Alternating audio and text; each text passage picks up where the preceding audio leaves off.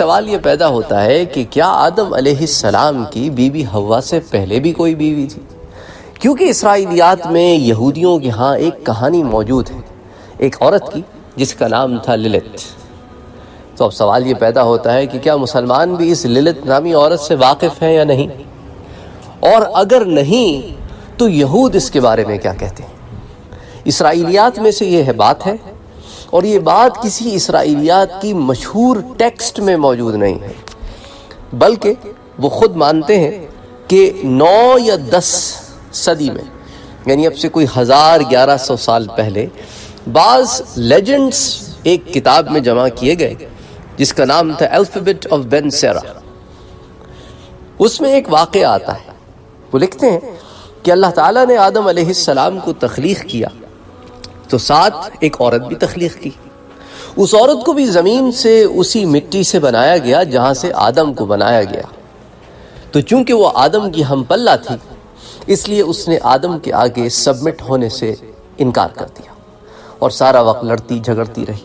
بعض کتابوں میں تو وہ یہاں تک لکھ بیٹھے کہ جب میاں بیوی آپس میں ایک پوزیشن میں جمع کرتے ہیں تو اس نے اس بات سے انکار کر دیا کہ میں نیچے ہوں اور تم اوپر، کیونکہ نیچے ہونے کا مطلب ہے کہ میں سبمٹ ہو گئی ہوں اور میں تمہارے آگے سر تسلیم خم نہیں کروں گی۔ تو وہ لڑتی جھگڑتی رہی یہاں تک کہ وہ اڑ گئی، اور وہ اڑ گئی اور ہوا میں جا کر پھر وہ کسی اور مقام کی طرف منتقل ہو گئی۔ یعنی ایک عجیب و غریب قوتوں کے اس داستان میں ہمیں حوالے ملتے ہیں۔ بعض لوگ کہتے ہیں کہ اس کا تعلق شاید بیبلون میں موجود کسی دیوی سے ہو، اور یہ کچھ خلط ملط ہو گئے ہوں حالات و واقعات۔ بہرحال اس کہانی کو مزید آگے بڑھاتے ہیں، اس میں ایسی بہت سارے لوپ ہولز ہیں جسے پتہ چلتا ہے کہ یہ ایک من گھڑت داستان ہے جو یہود نے گھڑی ہے، جہاں اور بہت ساری من گھڑت داستانیں گھڑتے رہتے ہیں۔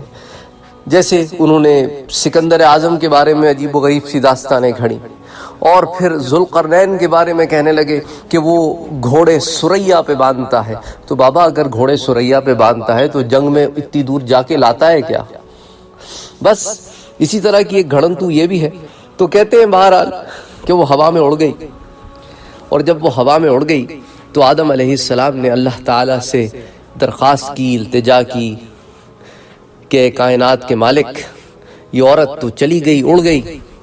تو اللہ تعالیٰ نے 3 فرشتوں کو بھیجا کہ جاؤ اور اس سے واپس لے کر آؤ۔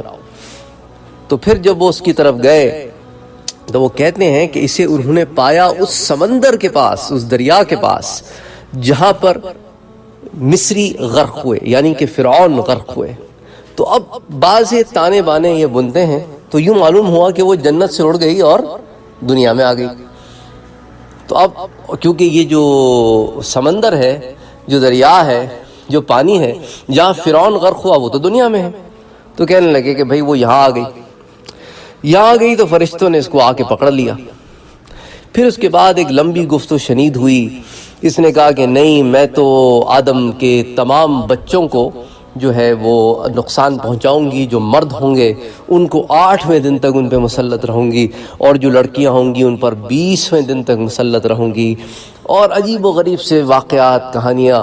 پھر وہ جا کر شیطان کے ساتھ انوالو ہو گئی، اور پھر وہاں پر جا کر اس نے اس سے حاملہ ہو گئی، اور پھر وہاں اس نے اس سے بچے جنے، اور یوں ڈیمنز جو کہتے ہیں ان کی ایک طویل فہرست اور اولادیں شروع ہوئیں۔ ایک عجیب و غریب کہانی ہے۔ پھر اس سے مانگا گیا کہ تم اپنے 100 ڈیمنز کو قربان چڑھاؤ گی، تو اس نے کہا ہاں ہاں، میں 100 ڈیمنز کو قربان چڑھاؤں گی۔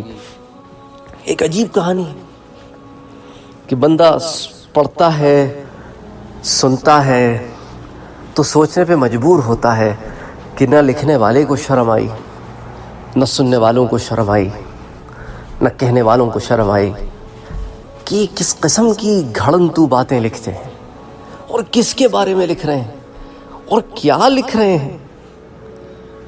بس انہوں نے ایک کیریکٹر بنانا تھا، ایک ایول عورت کا۔ کہنے لگے کہ پھر جب آدم علیہ السلام اس عورت کے اڑنے کے بعد، اول تو یہ ہے کہ اڑنا جو ہے وہ سرشت میں اگر جنت سے باہر کیسے چلے گئی اڑ کے، اور پھر یہاں دنیا میں کیسے آ گئی جبکہ ابھی تک دنیا میں اترنے کا حکم ہی نہیں ہوا تھا، اور پھر شیطان سے مل گئی، اور پھر اس نے وہاں پر اس سے اولادیں بھی پیدا کر لی. عجیب کہانیاں ہیں. تو اس کے بعد جب آدم علیہ السلام دوبارہ اکیلے ہو گئے، کہنے لگے کہ پھر اللہ تعالیٰ نے اس دفعہ جس عورت کو پیدا کیا وہ زمین کی مٹی سے نہیں بلکہ آدم کی پسلی سے پیدا کیا. خیر اسرائیلیات ہیں یہی وجہ ہے کہ اسرائیلیات کو بعض لوگ نقل کر دیتے ہیں، اور بار بار میں آپ سے یہ کہتا ہوں کہ اسرائیلیات کو پڑھیں تو پھر ہمارا موقف یہی ہوگا کہ اگر یہ قرآن اور سنت کے مطابق ہیں تو ہم کہیں گے کہ ہو سکتا ہے ایسا ہوا ہو، اور اگر قرآن اور سنت کے خلاف ہیں، کیونکہ یہ پورا واقعہ اصول کے خلاف ہے، اسی لیے ہم کہیں گے کہ ہم اس کی اوپر کوئی کنفرمیشن نہیں دے سکتے. اور ویسے بھی لا نصدقہم ولا نکذبہم، نہ ہم واقعات کو جو ان سے ہمیں ملے ہیں ان کی تصدیق کر سکتے ہیں، نہ انہیں ڈینائی کر سکتے ہیں، لیکن ان واقعات جو اصل سے ٹکراتے ہیں انہیں ہم ڈینائی کر دیتے ہیں. اس لیے پھر علماء نے اس قسم کے قصے کہانیوں کو اپنی کتابوں میں نقل نہیں کیا، اور اگر کسی نے کر بھی لیا ہو تو پھر اس کی کوئی اصل نہیں ہے. یہ ایک کہانی ہے، اس کو کہانی ہی کے طور پہ رکھنا چاہیے، اور اس کو کہانی ہی کے طور پر ڈس ریگارڈ کر دینا چاہیے، کیونکہ اس کا اسلام سے کوئی تعلق نہیں ہے.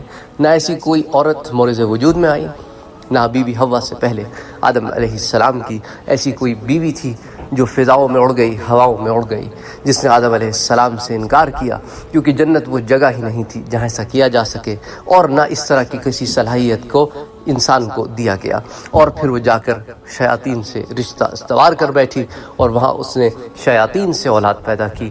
تو یہ تمام واقع بالکل غلط ہے. وما علینا الا البلاغ.